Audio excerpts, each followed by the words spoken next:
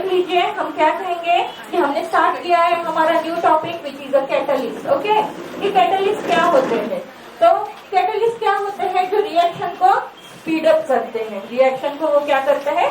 Speed up करते हैं, but आपको वो प्रोडक्ट में नजर नहीं आते, मीन्स उस रिएक्शन में वो खुद कंज्यूम होते हैं क्या?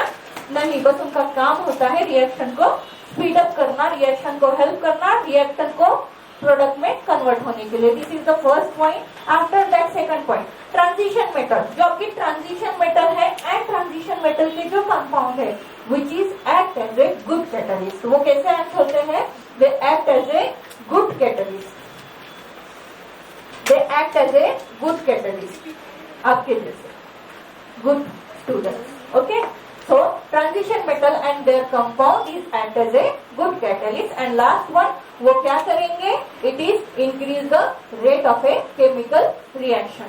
This is the our third point. Clear to everyone? Clear?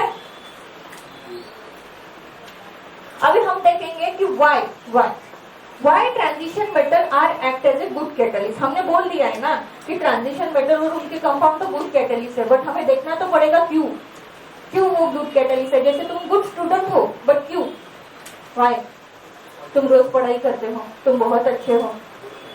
Okay, so first one reason है they show variable oxidation state.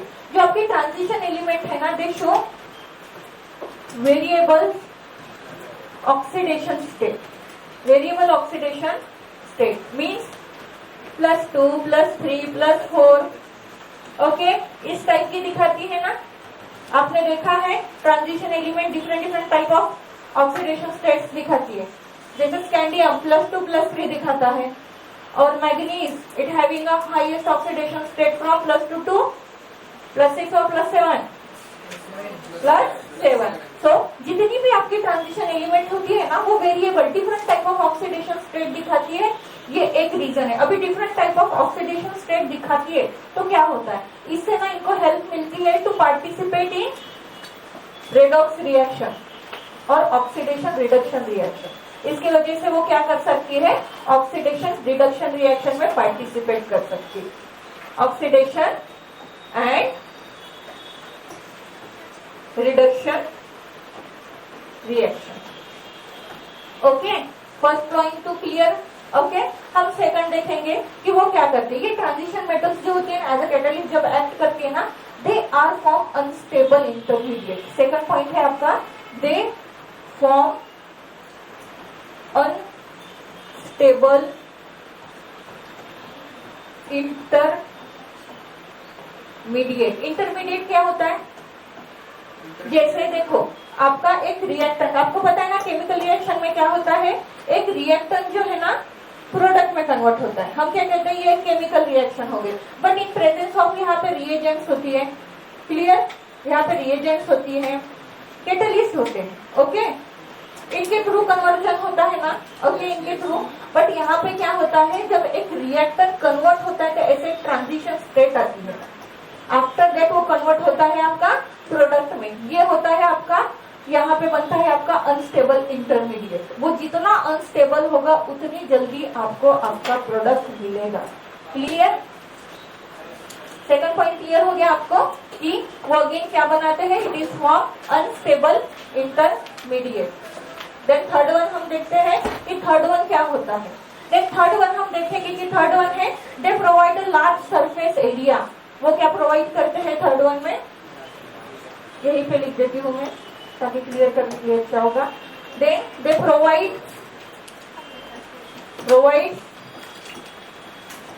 Large surface area. किसको प्रोवाइड करते हैं large surface area? They provide large surface area to reactant for conversion of product. इसमें क्या होता है आपका? जो रिएक्टेंट होता है, reactant get converted into product. Reactant get converted into product. Again repeat कर देती हूँ मैं एक बार आप सबको। आपने लिख लिए तीनों पॉइंट। अभी हम देख रहे, हमने इससे पहले की स्लाइड में क्या देखा है कि जो आपके ट्रांजिशन मेटल एंड उनके जो कंपाउंड्स है वो क्या एक्ट हो रहे हैं? एज ए कैटलिस्ट एक्ट हो रहे हैं। हमने कैटलिस्ट का उससे पहले फंक्शन समझा है कि कैटलिस्ट एक्चुअली होते क्या है और उनका मेन फंक्शन क्या होता है केमिकल रिएक्शन में, आपको वो क्लियर हो गया ना। अभी हम देख रहे हैं जो आपकी ट्रांजिशन मेटल होती है वो एक्ट होती है एज अ कैटलिस्ट। ओके, तो वो क्यों होती है? अभी वो हो तो रही है, स्पीड अप तो कर रही है रिएक्शन को, बट वो क्यों हो रही है? उसके पीछे ना ये 3 रीजन होती है। आपकी जितनी भी ट्रांजिशन मेटल है ना, they are a good catalyst, वो आपके जैसे गुड कैटलिस्ट होती है। फर्स्ट वन रीजन है they show the variable, different type of oxidation state दिखाती है। आपको पता है, आप सीरीज में ग्रो थ्रू हो कि +2 +3 +7 यहाँ तक उनकी ऑक्सीडेशन स्टेट जाती है। तो इसके वजह से वो इस टाइप की ऑक्सीडेशन स्टेट दिखाती है। इसकी वजह से वो कहाँ पे पार्टिसिपेट कर सकती है? Oxidation and reduction reaction, it is called as redox reaction. आपको पता है ना, रेडॉक्स रिएक्शन में ऑक्सीडेशन एंड रिडक्शन क्या होता है? साइमल्टेनियसली होता है, इसलिए हम उसको रेडॉक्स रिएक्शन कहते हैं। तो इसी की वजह से ये ऑक्सीडेशन एंड रिडक्शन रिएक्शंस में पार्टिसिपेट कर सकती है। मींस इन रिएक्शन में वो एज अ क्या एक्ट होगी? एज अ कैटलिस्ट एक्ट होगी। Okay, first one clear. Second one, it from unstable intermediate, वो क्या फॉर्म करती है? Unstable intermediate. मैंने आपको बताया इंटरमीडिएट क्या होता है। देखो, रिएक्शन के बिटवीन यहाँ पे एक अनस्टेबल स्टेट फॉर्म होती है, डायरेक्ट रिएक्टेंट प्रोडक्ट में कन्वर्ट नहीं होता। आपको SN1 रिएक्शन पता होगी, रिकॉल करो, वहां पे देखा होगा एक ट्रांजिशन स्टेट बनती है, उसके बाद आपका प्रोडक्ट आता है। इसको ट्रांजिशन स्टेट भी कहते हैं। यहाँ पे आपका एक अनस्टेबल इंटरमीडिएट फॉर्म होता है, देन कन्वर्टेड इनटू, ये यहाँ से आपका प्रोडक्ट में कन्वर्ट होता है। वो जितना वो अनस्टेबल होगा उतने जल्दी ही वो प्रोडक्ट में कन्वर्ट होगा। अगर वो स्टेबल है तो जल्दी कन्वर्ट होगा क्या? प्रोडक्ट में नहीं। और हमें रिएक्टेंट से क्या चाहिए रहता है? क्विकली प्रोडक्ट चाहिए, क्योंकि कैटलिस्ट का तो काम ही वो है ना, रिएक्टेंट से प्रोडक्ट में कन्वर्ट होना। ठीक है, तो ये क्लियर हो गया। They are from unstable intermediate. Then last one, it provide large surface area for the reactant to converted into product. अभी लार्ज सरफेस एरिया कैसे प्रोवाइड होता है? जैसे समझ लो निकेल है ना हमारी 3D सीरीज में, वो एक्ट हो रहा है एज अ कैटलिस्ट। तो निकेल डायरेक्टली नहीं ऐसे रख दिया जाता है, उसका फाइन पाउडर लेते हैं। ओके, जितना फाइन पाउडर करोगे उनकी उतने ही तुमको ज्यादा पार्टिकल्स मिलेगी। तो वो जो पार्टिकल्स होती है ना, ये रिएक्टेंट्स जो होते हैं उन रिएक्टेंट के साथ इजीली कोलिजन करके कंबाइन करके ना सरफेस एरिया ज्यादा बढ़ाते हैं।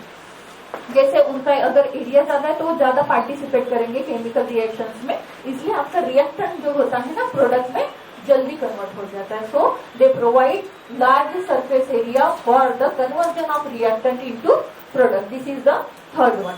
क्लियर? हमें देखना है टाइप ऑफ कैटलिस्ट। किसी को आइडिया है टाइप ऑफ कैटलिस्ट की?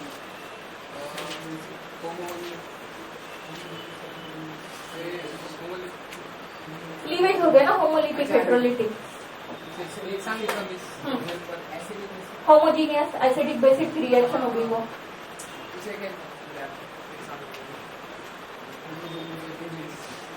होमोजीनियस कैटलिस्ट होता है आपका एक, और दूसरा क्या होता है? जस्ट इसका अपोजिट कौन होगा? हेटेरोजीनियस। ओके, ये दो आपके टाइप ऑफ कैटलिस्ट होते हैं, ये दो आपके टाइप ऑफ कैटलिस्ट होते हैं। अभी हमें देखना है इसमें एक्चुअली होता क्या है। अभी हम इसमें ना देखेंगे कि हम टाइप ऑफ कैटलिस्ट पढ़ रहे हैं। ओके, टाइप ऑफ कैटलिस्ट पढ़ रहे। अभी हम इसमें ना जो एक्सप्लेनेशन देंगे वो आपका रिएक्टेंट और कैटलिस्ट इनका स्टेट क्या होता है इसके बेस पे होगा। जैसे आपका रिएक्टेंट और कैटलिस्ट सेम फेज में है, जैसे सॉलिड सेम, दोनों सेम सॉलिड में, दोनों सेम लिक्विड में है, दोनों सेम गैसियस स्टेट में है, तो रिएक्शन जो होती है ना आपकी अच्छे से होती है। वो हो गया आपका होमोजीनियस कैटलिस्ट। होमो का मीनिंग ही थोड़ा सा सेम और हेटेरो का मीनिंग थोड़ा सा डिफरेंटली जाता है। तो पहला पॉइंट होगा होमोजीनियस कैटलिस्ट में, catalyst and reactant are in same phase. इसमें जो आपका कैटलिस्ट होगा, catalyst and reactant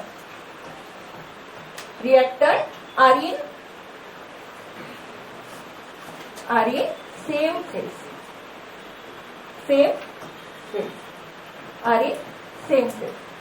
okay clear.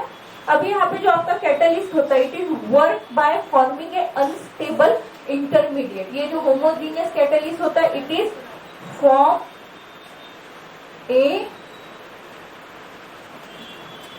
Unstable intermediate. Okay, ये क्या फॉर्म करता है? आपका अनस्टेबल इंटरमीडिएट फॉर्म करता है। देन यहाँ पे आप कुछ बना पाओगे पॉइंट? पहला पॉइंट आप बना पाओगे? कि इसमें आपका जो रिएक्टेंट और आपका कैटलिस्ट डिफरेंट फेज में होते हैं। तो हम यहाँ पे क्या लिखेंगे, catalyst and reactant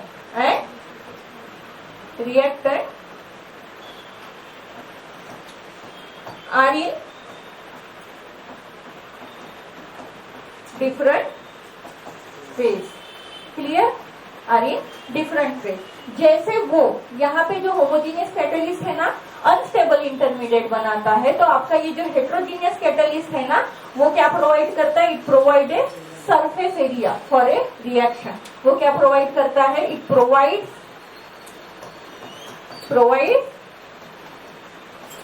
surface area for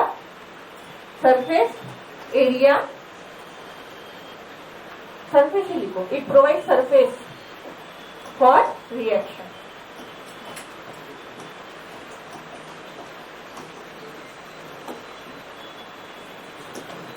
चलो मैं अगेन एक रिपीटेशन दे दूंगी कि हम क्या पढ़ रहे हैं अभी स्लाइड पे, type of catalyst. There is a two type of catalyst, okay, homogeneous catalyst and heterogeneous catalyst. इनका रिलेशन हम किसके साथ लगा रहे हैं, रिएक्टेंट और कैटलिस्ट के साथ ले रहे हैं, रिएक्टेंट और कैटलिस्ट। क्योंकि कैटलिस्ट ना देखो, कैटलिस्ट रिएक्टेंट को मदद कर रहा है। कैटलिस्ट किसको मदद कर रहा है, रिएक्टेंट को, किसमें कन्वर्ट होने के लिए, प्रोडक्ट में। इसीलिए हमने यहाँ पे दोनों के ही रिलेशन में देखा है। यहाँ पे रिलेशन दोनों का क्यों बैठा है, रिएक्टेंट और कैटलिस्ट का, क्योंकि ये जब कंबाइन होंगे, ये इसको अपने साथ लेके चलेगा तभी आपका प्रोडक्ट बनेगा। प्रोडक्ट का यहाँ पे कुछ होगा क्या, डिस्कशन नहीं होगा, क्योंकि कैटलिस्ट पहली मदद किसको करता है, रिएक्टेंट को ही करता है। उसका काम होता है रिएक्टेंट के साथ कंबाइन होना, उसको वो लेके जाना और प्रोडक्ट में कन्वर्ट होके खुद साइड हो जाना। ठीक है, ये काम किसका होता है, कैटलिस्ट का। तो homogeneous and heterogeneous type of catalyst होती है। होमोजीनियस को थोड़ा सा लेना है हमें सेम, होमो मीन्स थोड़ा सा ऐसे सेम।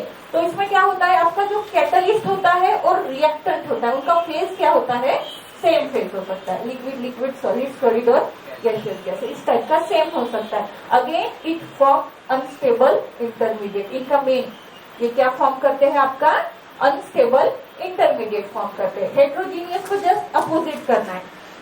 हेट्रोजीनियस कैटलिस्ट में क्या होगा, reactant and catalyst in different phase.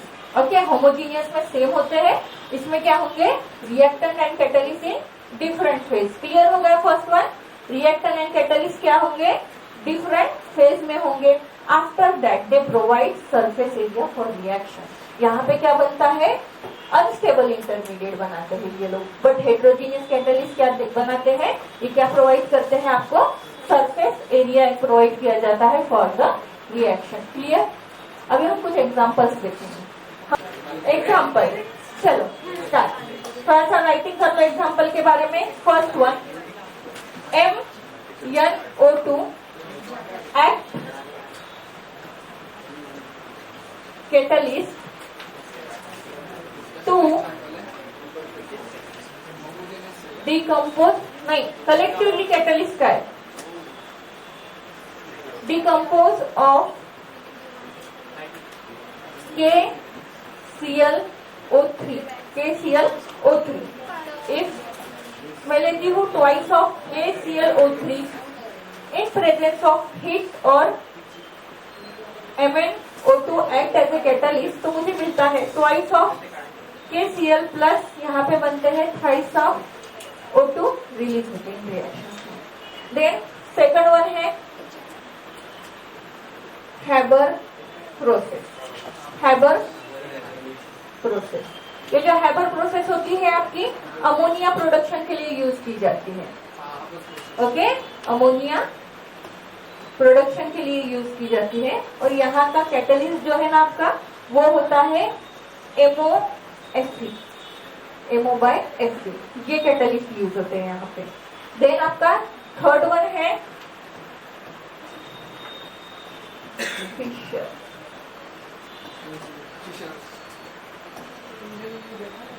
हाँ, this is a little bit the part of 11 process for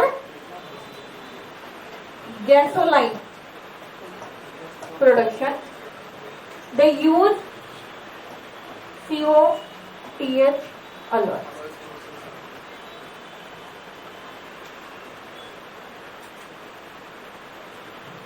Then fourth one is a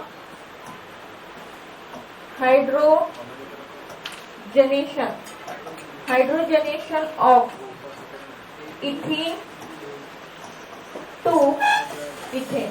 Hydrogenation of ethene to ethane. CH2 double bond CH2 plus in presence of heat and nickel catalyst 140 degree temperature given है. Then which is gives CH3.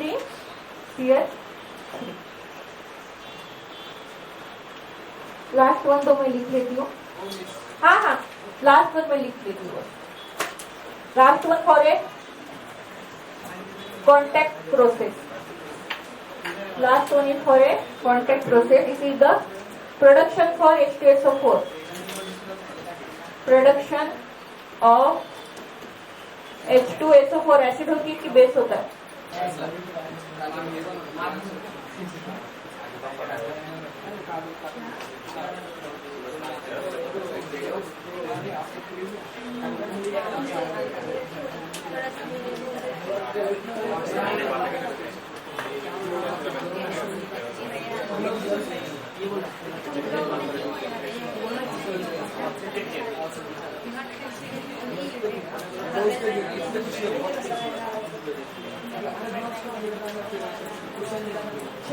ये लिखना था ना आपको, right. Then first one में क्या लिखा है कि फर्स्ट वन क्या है आपका MnO2 जो अपना मैग्नीज डाइऑक्साइड है ना, it is act as a catalyst. Manganese का है ट्रांजिशन एलिमेंट. अगर आप नोटिस करोगे सारी क्या है आपकी transition element. Act as a catalyst for the decomposition of KClO3. इसका अगर आपको डिकम्पोजिशन करना है तो आप ट्रांजिशन मेटल का कैटलिस्ट यूज कर रहे हो. देखो यहाँ पे मैंने डिकम्पोजिशन रिएक्शन भी लिख के दी है आपको. इन presence of heat and MnO2 ये है हमारा ट्रांजिशन एलिमेंट का कैटलिस्ट. देन आपको क्या मिलता है twice of KCl and thrice of O2 आपका यहाँ से रिलीज होता है. देन सेकंड वन है आपकी Haber process. Haber process is generally use for the production of ammonia. Okay, आपको पता ही 11th का ये पार्ट की प्रोडक्शन ऑफ अमोनिया में कौन सी प्रोसेस यूज होती है? Haber process. और यहाँ पे देखो ये कैटलिस्ट यूज करेंगे MO एंड Fe. ये भी हमारी क्या होती है ट्रांजिशन एलिमेंट्स होती है. इनका कैटलिस्ट यूज होता है. देन लास्ट वन ये जो फिशर प्रोसेस है ये किसके लिए यूज होगी? आपकी गैसोलाइन प्रोडक्शन के लिए यूज होती है. और यहाँ पे ये देखो कौन सा कैटलिस्ट यूज हो रहा है आपका COTH alloy. Alloy means the mixture of element. अगर आप देखोगे वहाँ पे 2 एलिमेंट्स है. ओके, लाइन है. यहाँ पे मैंने स्लैश लगाया था. यहाँ पे स्लैश था मीन्स दोनों डिफरेंट. यहाँ पे देखो लाइन है मीन्स कंबाइन है दोनों. अलॉय मीन्स मिक्सचर होता है दोनों एलिमेंट का, तो वो यूज होंगे. आफ्टर दैट लास्ट वन ये आपको पता है रिएक्शन. हाइड्रोजनेशन होना मीन्स क्या होता है? What is the hydrogenation? Addition of H2 gas. हम डबल बॉन्ड जो डबल बॉन्ड गेट होते हैं वहां पे करते हैं. सिंगल बॉन्ड पे कर सकेंगे क्या हाइड्रोजनेशन? नहीं ना. ओके, तो ये देखो हाइड्रोजनेशन में हमने किसे कन्वर्ट किया है? Ethene. Gate converted into ethane. आपका ये डबल बॉन्ड कहाँ पे कन्वर्ट हो गया है? सिंगल बॉन्ड में कन्वर्ट हो गया. बट यहाँ पे प्रेजेंस देखो किसका प्रेजेंस है? निकेल कैटलिस्ट है. कौन करता है? वो आपका निकेल कैटलिस्ट. और आपको कुछ अमाउंट ऑफ हीट भी वहाँ पे प्रोवाइड करनी पड़ती है. क्लियर? ये चारों पॉइंट क्लियर हो गए सबको? किसी को कुछ डाउट हे बघ. टेम्परेचर आहे ना समजा 100 समजा 140 असतं, याला म्हणतात डिग्री सेल्सिअस. आणि 140 जर के असता तर हा असता केल्विन. ओके, अजून भरपूर असतं टेम्परेचरचे, अजून भरपूर असतात युनिट. फॅरनहाइट असतो, वेगवेगळे युनिट असतात. बट आपलं नेहमी डिग्री आणि केल्विन मध्ये चालत असतं. Okay, done.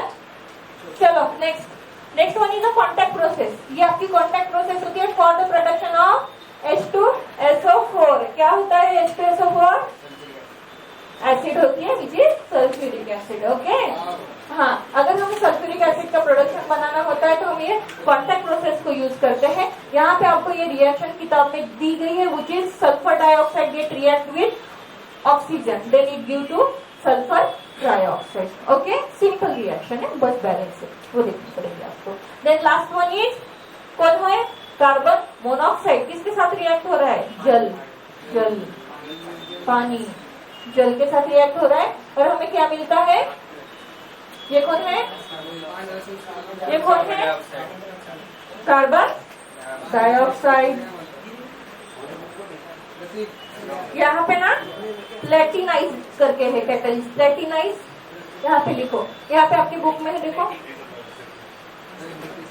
प्लेटिनाइज एब्जॉर्ब कुछ लिखा है। ओके, प्लेटिनाइज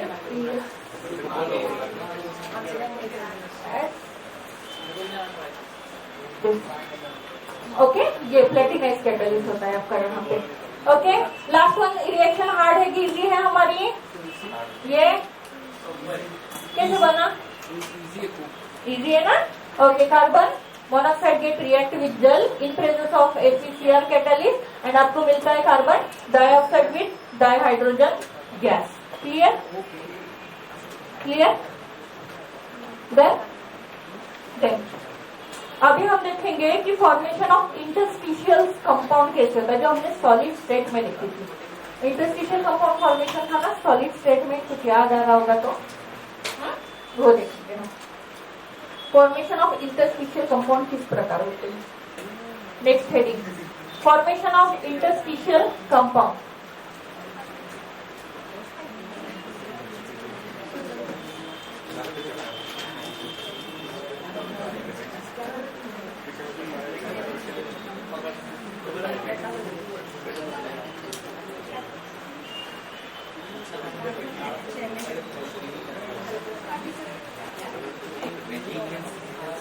कौन बताएगा मुझे इंटरस्टिशियल कंपाउंड का फॉर्मेशन कैसे होता है? कैसे होता है? देखो, आपको मेटल लैटिस पता है ना? मेटल लैटिस फॉर्मेशन होता है। आपकी ना जो ट्रांजिशन मेटल होती है ना, वो क्या बनाती है? मेटल लैटिस बनाती है। वो क्या बनाती है? मेटल लैटिस, क्योंकि वो मेटल है ना, तो वो क्या बनाएगी? Metal lattice. तो इन मेटल लैटिस में आपको पता है एम्प्टी स्पेस होती है ना। उस एम्प्टी स्पेस में ना स्मॉल एलिमेंट्स लाइक कार्बन हो गया, आपका हाइड्रोजन हो गया और नाइट्रोजन जाके बैठते हैं। मीन्स वो एम्प्टी साइड को क्या करते हैं? ऑक्यूपाई करते हैं। आफ्टर दैट जो कंपाउंड बनता है ना, उसे कहा जाता है इंटरस्टिशियल कंपाउंड। अगर हमें नॉर्मल लैंग्वेज में लिखना है तो हम क्या लिखेंगे? Small atom like carbon, hydrogen, nitrogen enter the empty space of the crystal lattice of transition metal. Crystal lattice किसकी है? ट्रांजिशन मेटल की। क्रिस्टल लैटिस किसकी है? आपकी ट्रांजिशन मेटल की है। Transition metal. Okay, crystal lattice किसकी होती है? आपकी ट्रांजिशन मेटल की होती है। इस क्रिस्टल लैटिस में क्या होता है? एम्प्टी स्पेस होती है। क्या होता है इसमें?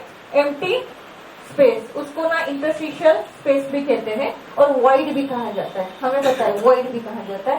तो इस एम्प्टी स्पेस में कौन जाके बैठते हैं? स्मॉल एलिमेंट्स जाके बैठते हैं। Small elements like hydrogen, carbon, nitrogen, ये जाके बैठती है और जो न्यू कंपाउंड फॉर्मेशन होता है उसे कहते हैं इंटरस्टिशियल कंपाउंड। ओके, वो क्या होता है आपका? Interstitial compound. क्लियर? मैं इसका एग्जांपल दूंगी कि जो मेटल होते हैं, ट्रांजिशन मेटल जो होते हैं, वो क्या बनाते हैं? मेटल लैटिस बनाते हैं। ओके, उन मेटल लैटिस में क्या होता है? एम्प्टी स्पेस होती है। एम्प्टी स्पेस को वो क्या कहते हैं? तो वॉइड कहेंगे या इंटरस्टिशियल स्पेस कहेंगे। उनमें कौन जाके बैठते हैं? स्मॉल एलिमेंट्स जाके बैठते हैं, जैसे कार्बन हो गया, आपका हाइड्रोजन, नाइट्रोजन, ये जाके बैठते हैं। तो नया कंपाउंड बनेगा ना। ऑब्वियसली नए एलिमेंट्स की एंट्री हुई है वहां पे, तो आपका एक दूसरा कंपाउंड नया बनेगा ना। तो वो जो नया कंपाउंड होता है जिनमें ये स्मॉल एटम्स वगैरह बैठे होते हैं ना, उसको कहा जाता है interstitial compound. Okay, then for example, मैं आपको एग्जाम्पल देती हूँ स्टील का। सबको पता है ना स्टील पता है सबको?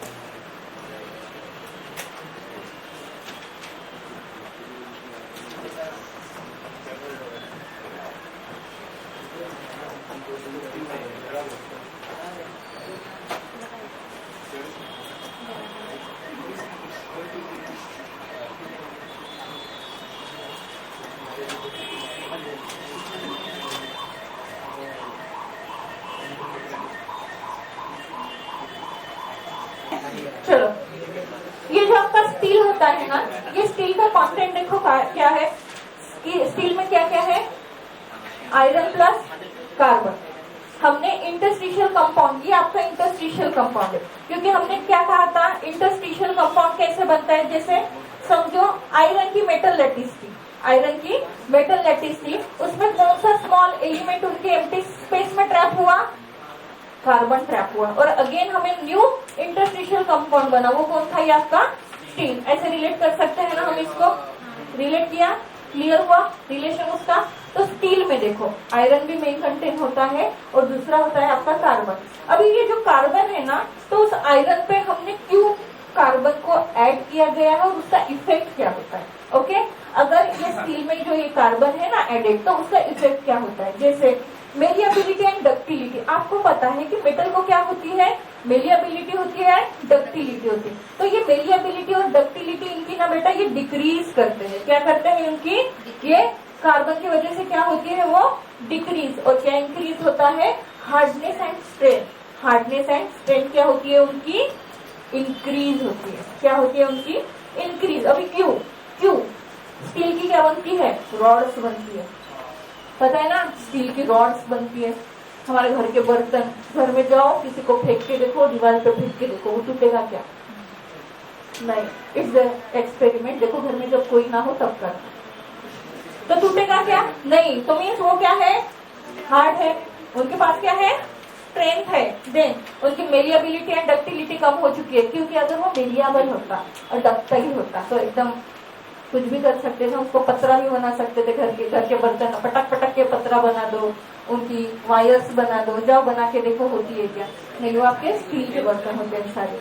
ठीक है, क्लियर हो गया, यूज क्लियर हो गया कि मेलिएबिलिटी एंड डक्टिलिटी क्या होती है उनकी, डिक्रीज हो जाती है, और हार्डनेस और स्ट्रेंथ क्या होती है उनकी, इंक्रीज होती है। क्लियर एवरीवन, आप भी, आपको ये क्लियर हुआ why this is a interstitial compound. चलो हम प्रॉपर्टी किसकी देखेंगे आगे, प्रॉपर्टी किसकी देख रहे हैं, बताओ ना रे, प्रॉपर्टीज किसकी देखेंगे, इंटरस्टिशियल कंपाउंड की। नोट डाउन, प्रॉपर्टी किसकी है आपकी, interstitial compound. And first one, it is a hard. अभी देखा है हमने इंटरस्टिशियल कंपाउंड कैसे होते हैं आपके, हार्ड, हार्ड पत्थर दिल होते हैं वो, hard and the good conductor of heat and electricity, conductor of heat and electricity. Okay, first one point. Then second one, chemical properties जो होती है इनकी similar to parent atom. Chemical properties are similar to parent metal. Sorry मैंने atom बोल दिया, parent metal. Then third one, high melting point than pure metal. Then pure metal. Then fourth one, density gate decrease. ये मैं आपसे पूछूंगी, density जो होती है डिक्रीज होती है, देन पेरेंट मेटल। इसका एक्सप्लेनेशन पूछना है मुझे आपको।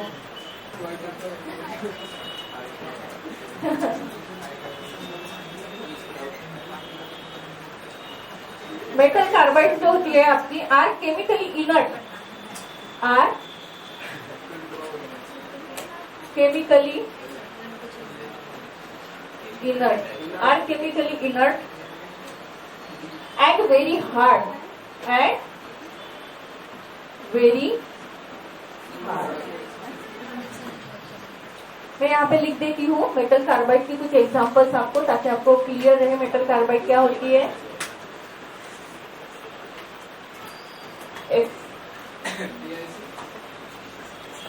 Fe3C and then transition metal hydride, transition metal hydride act as a powerful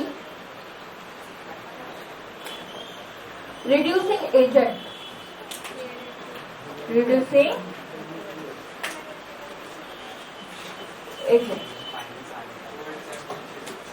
metal hydride का भी एग्जांपल लिख के दे देती हूँ मैं यहाँ पे आपको।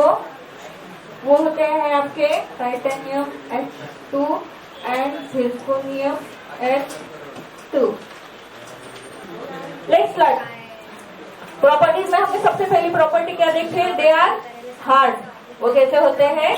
Hard. After that it is a good conductor of heat and electricity. It is again the special characteristic of every metal. After that chemical properties जो है, chemical properties are similar to parent metal. Means हमने अभी steel देखा था, वो iron और carbon से बना हुआ था। अगर आप उस स्टील की केमिकल प्रॉपर्टी अगर चेक करते हो, it is related to iron.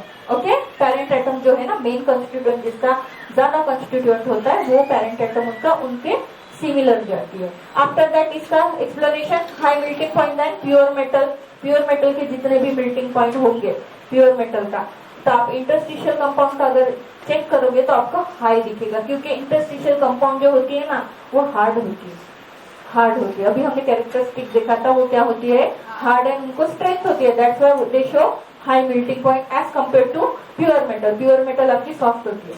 Then density decrease होती है then the parent atom. Again density is the mass by volume ratio. जब भी आपके इंटरस्टिशियल कंपाउंड में स्मॉल एटम्स इंटरस्टिशियल स्पेस में ऑक्यूपाई होती है ना, लिटिल बिट वॉल्यूम इंक्रीज होता है। ये जो वॉल्यूम होता है ना, इंक्रीज होता है। दैट्स व्हाई ये आपका डिक्रीज होता है। That's the reason behind that. Clear? Again ये मेटल कार्बाइड, जो आपकी मेटल कार्बाइड होती है, are the chemical inert. Inert होना means and very hard. Inert बताओ, इनर्ट होना मीन्स नेचर। कार्बाइड जो है ना, केमिकली इनर्ट है। तो ये मेटल कार्बाइड का नेचर आपको पूछ सकते हैं कि जो मेटल कार्बाइड है ट्रांजिशन एलिमेंट की, दे आर इनर्ट और नॉट। ओके, ये पूछ लेना है कि नहीं, नेचर ध्यान में रखना, ठीक है। And again they are very hard. वहां पे मैंने कुछ एग्जांपल लिख के दिखा दी आपको, कुछ इस टाइप की दिखती है मेटल कार्बाइड आपकी, ठीक है। अरे मेटल है तो 4D सीरीज का W मेटल है। हाँ, चलो then move to next point. Transition metal hydrate act as a powerful reducing agent. What is the reducing agent?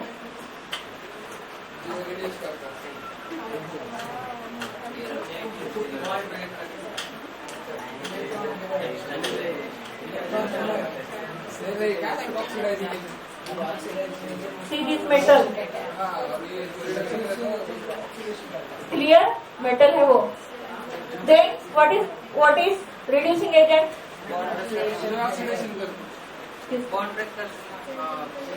उसका रिडक्शन करता है और दूसरे का ऑक्सीडाइजेशन करता है।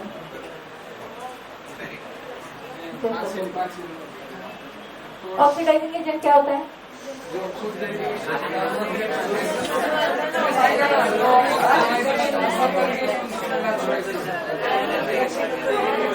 एक सेकंड स्टॉप।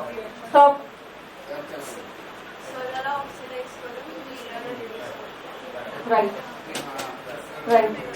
जो दूसरे को रिड्यूस करता है और खुद को ऑक्सीडाइज करता है, मीन्स ये पेन अगर रिड्यूसिंग एजेंट एक्ट हो रही, मीन्स वो क्या करती है? अपने इलेक्ट्रॉन लॉस करती है और उसके इलेक्ट्रॉन जो नेक्स्ट स्पीसीज गेन करती है। मीन्स इसने उस स्पीसीज का क्या किया?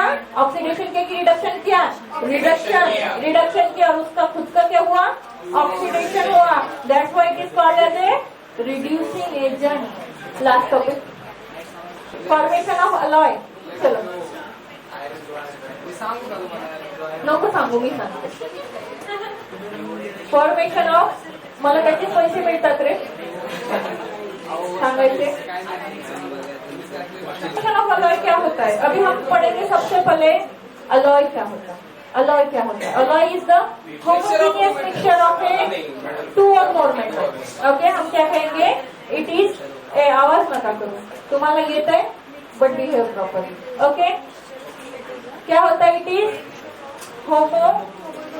homogeneous mixture of a two or more alloy, two or more metal, two or more element or metal, element की तरह तो metal है, two or more element, at least one element होना चाहिए इसमें, at least one is metal. Two or more elements होंगी ना, it is क्या होता है alloy, it is a mixture of two or more elements होता है. बट अगर दो एलिमेंट है उसमें से एक एलिमेंट एटलीस्ट आपका मेटल होना चाहिए. ओके, एक एलिमेंट आपका एटलीस्ट मेटल होना चाहिए. इसमें क्या होता है, अलॉय कैसे फॉर्म होता है, atom of one metal is randomly distributed to the crystal lattice of another metal. Okay, कैसे फॉर्म होता है, atom of one metal, atom of one metal randomly distributed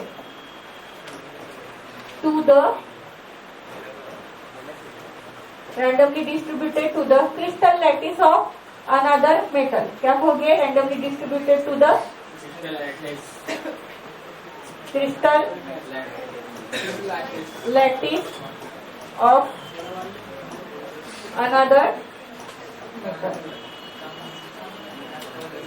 okay, formation of alloy, आपने तो मुझे alloy बता ही दिया, आपको पता है अलॉय क्या होता है. It is the homogeneous mixture of two or more element, but उसमें एटलीस्ट एक एलिमेंट कौन होना चाहिए, आपका मेटल होना चाहिए. आफ्टर दैट वो कैसे फॉर्म होते हैं, atom of one element is randomly distributed on the atom of crystal lattice of another element. Randomly distribution होगा.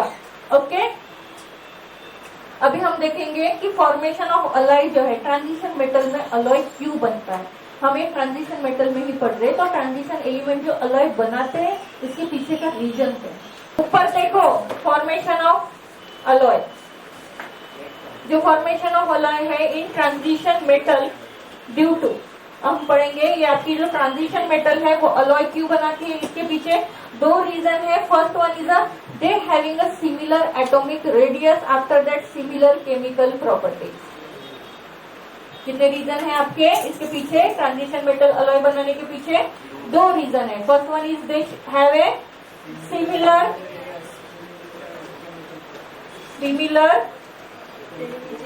atomic radius. After that, second one, what they have? They having similar chemical properties. उनके पास क्या होती है, similar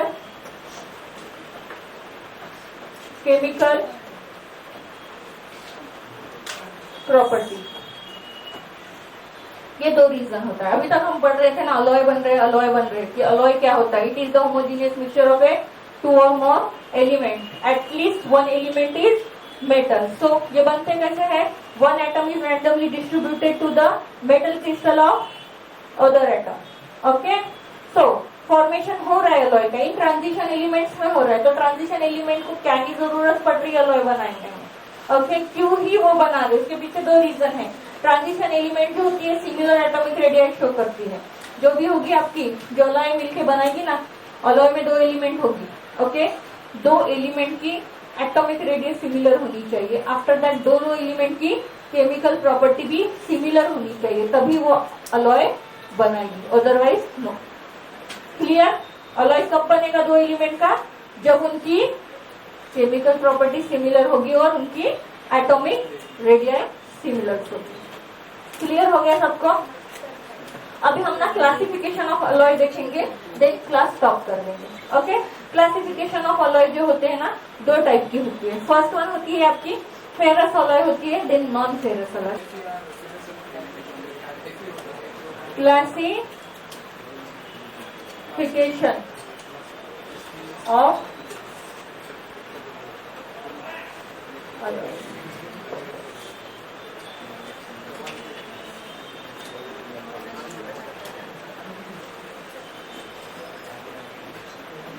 दो type की alloy दिखेगी आपको? पहली है आपकी फेरस अलॉय, फेरस है। देन सेकंड वन है आपकी नॉन फेरस।